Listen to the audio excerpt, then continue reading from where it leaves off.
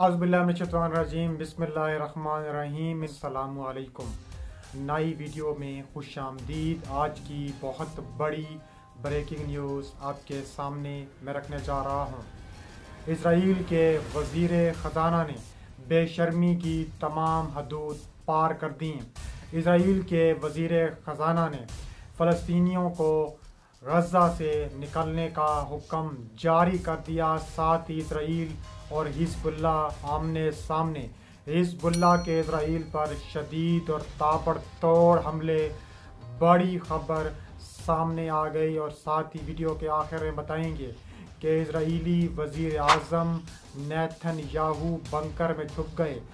Hamas ने Israeli वज़ीर आज़म का ताक़ुब कर लिया। कब तक उनको निशाना बनाया जाएगा, हमास का ऐलान।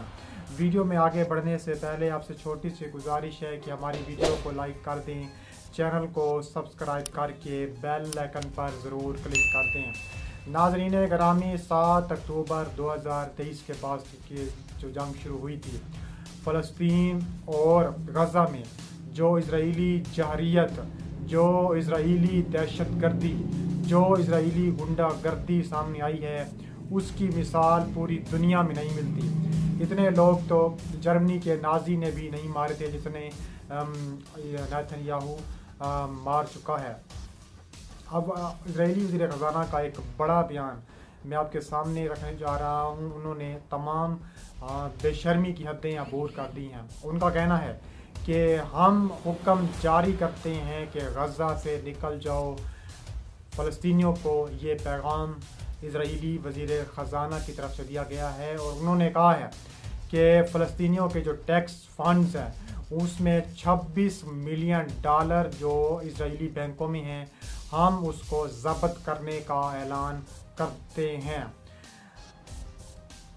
अब मैं आपको बड़ी खबर, इसकी तफसीलात में बताने से पहले ये बताता चलूँ कि इजराइली वज़ीर ख़ज़ाना पहले भी इस तरह के सख्त किस्म के बयानात दे चुके हैं। पहले वो फ़लस्तीनियों को गज़ा में भूख व अफलास से मारने की धमकी दे चुके हैं और अब इस तरह के ओछे हथकंडे वो इस्तेमाल कर रहे हैं।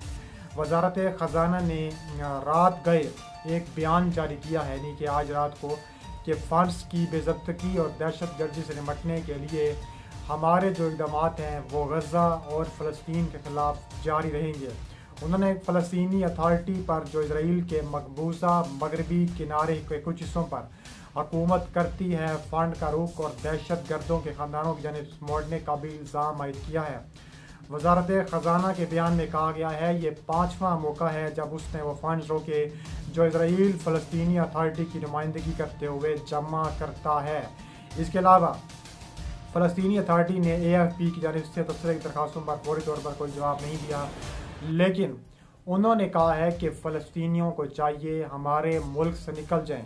यानी कि अब वो गज़ा को भी इसराइल अपना मुल्क समझ रहा है और इसराइल पहले ही बहुत सारे इलाकों पर कब्ज़ा कर चुका है। खान यूनिस तक इसराइल के टैंक खड़े हैं और दीगर जो इलाके हैं, बैत लाहिया में इसराइल के जो है वो दहशतगर्दी जारी है और जिसकी वजह से उनका जो ज़मीनी ऑपरेशन है वो जारी है। अब हमास के खिलाफ वो एक फ़ज़ाई ऑपरेशन कर रही हैं और ज़मीनी ऑपरेशन कर रही हैं, तो ये दोनों जानिब यानी कि जो ऑपरेशन की है वो हो रहा है।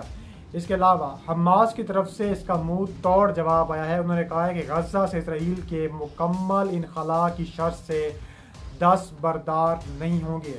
उन्होंने कहा है कि हम दस्तबरदार नहीं होंगे। उन्होंने कहा है कि हमने नेतन्याहू के बंकर्स का ताक़ुब कर लिया है, जल्द ही नेतन्याहू को निशाना बनाया जाएगा। हमास के एक अहम रहनुमा सामी अबू ज़हरी का कहना है कि तंजीम इस वक्त जंग के खात्मे के लिए वसासतकारों की जानिब से नई तजावीज़ पर गौर कर रही है। मंगल के रोज़ एक रिकॉर्ड बयान में उन्होंने बावर कराया है कि इन तजावीज़ में गज़ा की पट्टी से इसराइल का मुकम्मल इनखला भी शामिल होना चाहिए। फायर बंदी से मुतल्लिक मुज़ाकरात के हवाले से अबू ज़हरी का मज़ीद कहना था कि हमास ने फायर बंदी और कैदियों के तबादले के हवाले से नई तजवीज़ात पर बातचीत के लिए वसासतकारों की दरख्वास्त का मस्बत जवाब दिया है। इस सिलसिले में बाज़ मुलाकातें हुई हैं और अभी मज़ीद मुलाकातें होंगी। हमास रहनुमा ने वाज़ेह किया کہ حماس کی جو تنظیم ہے ہم جو ہے وہ تعلق کر رہی ہیں اسرائیل کے وزیر دفاع کا، اسرائیل کے وزیر خزانہ کا، اسرائیل کے آرمی چیف کا. انہوں نے کہا کہ ہم نے نیتن یاہو کا تعلق کرتے ہیں اور نیتن یاہو جب یہ سن کر نیتن یاہو چیف نہیں وہ آسمان سے پہنچے لگی. نیتن یاہو بنکس میں بلی بن کر وہ بیٹھا ہے. اس کے علاوہ لبنان میں اسرائیلی بمباری جاری. شہر میں حزب اللہ کے کمپاؤنڈ پر حملہ. حزب اللہ کا اطلاعاتی بات سامنے آ گیا. حزب اللہ کی جانب سے میزائلوں کی بارش کر دی گئی ہے. ایک بار پھر کہا جا رہا ہے کہ لبنان میں اسرائیلی فوجی حملے جاری ہیں اور اطلاعات کے مطابق اسرائیلی افواج سیدہ شہر میں حزب اللہ کے کمپاؤنڈ پر شدید قسم کی بمباری کی ہے. اعلیٰ عربیہ الحدث کے نامہ نگار کے مطابق اسرائیل نے جنوبی لبنان کے علاقوں پر کئی فضائی حملے کیے. سیدہ کے علاقے میں اسرائیلی فوج نے حزب اللہ کے سید الشہداء کمپاؤنڈ کو نشانہ بنایا. حزب اللہ نے جواباً اسرائیل پر میزائلوں کی بارش کر دی. خطرناک ترین حملے اسرائیل پر کیے ہیں اور کہا جا رہا ہے کہ تل ابیب کا جو ایک بیس ہے، جو اسرائیلی بیس ہے، اس کو تباہ و برباد کر دیا گیا ہے. اور یہ حملے ایسے وقت سامنے ہیں جب ایکسس رپورٹ نے دونوں کا حوالہ دیتے ہوئے انکشاف کیا ہے کہ اسرائیلی وزیر اعظم نیتن یاہو منگل کی شام متعدد وزراء اور فوجی انٹیلیجنس ایجنسیوں کے سربراہوں کے ساتھ سفارتی رابطوں پر بات چیت کریں گے تاکہ لبنان پر جنگ ختم کرنے پر غور کیا جا سکے. اس کے علاوہ اسرائیل کا جو دعویٰ ہے وہ بھی سامنے آ چکا ہے. اسرائیل نے کہا ہے کہ حزب اللہ کو جو نیا سربراہ ہے وہ زیادہ دیر تک زندہ نہیں رہے گا. ان کے اسرائیل پہلے ہی ٹارگیٹ پر رکھے ہوئے ہیں. کہا ہے کہ ہم جلد اس کو نشانہ بنانے والے ہیں. یہ جو اعلان ہے یہ یعنی کہ آج صبح کیا گیا ہے. حزب اللہ کی قیادت کے لیے تمام ایک ماہ حزب اللہ کے سربراہ حسن نصر اللہ کی اسرائیلی بمباری سے بیروت میں ہلاک ہونے اور ان کے بعد ان کی جانشینی کے لیے نامزد کیے گئے ہاشم صفی الدین کی بھی ہلاکت ہو جانے کے باعث کرنا پڑا ہے. اس نئی نامزدگی پر اسرائیلی وزیر دفاع یوگلینڈ نے سوشل میڈیا پلیٹ فارم پر لکھا ہے کہ یہ بھی لمبے عرصے کے لیے نہیں رہیں گے. اسرائیل جو آج کل قتل و غارت اور نسل کشی کی مشین کے طور پر پورے خطے میں ایک ریاست کے طور پر سامنے آیا ہے، اس لیے کہہ رہا ہے کہ اس نے حزب اللہ کے حملہ 2 سربراہان کو قتل کر دیا ہے جو اس کے نزدیک بڑی کامیابی تصور کی جاتی ہے.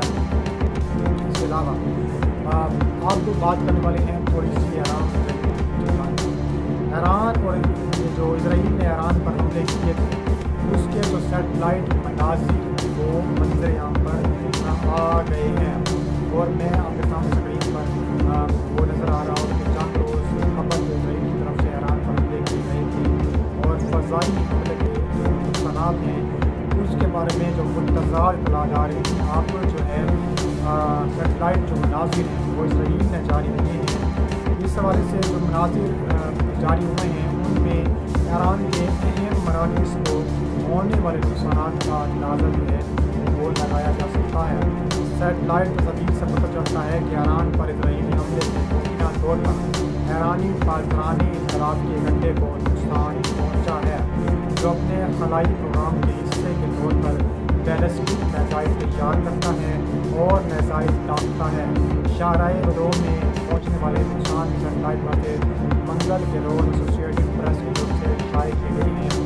سیٹلائٹ امیجز سے اندازہ ہوتا ہے کہ اس فضائی اڈے پر بہت زیادہ جو ہے وہ تباہی ہوئی ہے اور یہ مناظر ایران کے ان دعووں پر سوالیہ نشان چھوڑتے ہیں جن میں انہوں نے لکھا تھا کہ اسرائیلی حملوں سے واقع کا نقصان نہیں ہوا.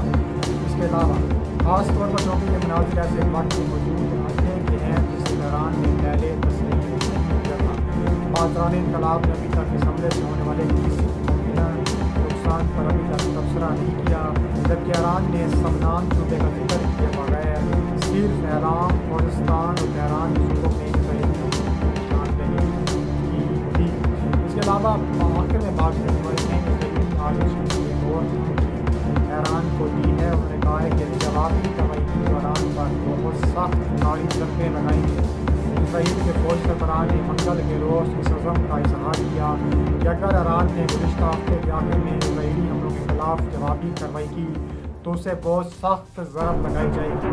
لیفٹیننٹ جنرل حفیظ علی نے کہا ہے اگر ایران نے اسرائیل پر میزائلوں کی ایک اور بوچھار داغنے کی غلطی کی تو ہم ایک بار پھر معلوم کر لیں گے کہ ایران تک کیسے پہنچنا ہے اور بہت سخت حملہ کریں گے۔ حالیہ اسرائیلی حملے میں حصہ لینے والے فوجی اہلکاروں سے خطاب کرتے ہوئے ہیلی نے مزید کہا کہ بعض اہداف کو ایک طرف رکھا گیا تھا کیونکہ ہمیں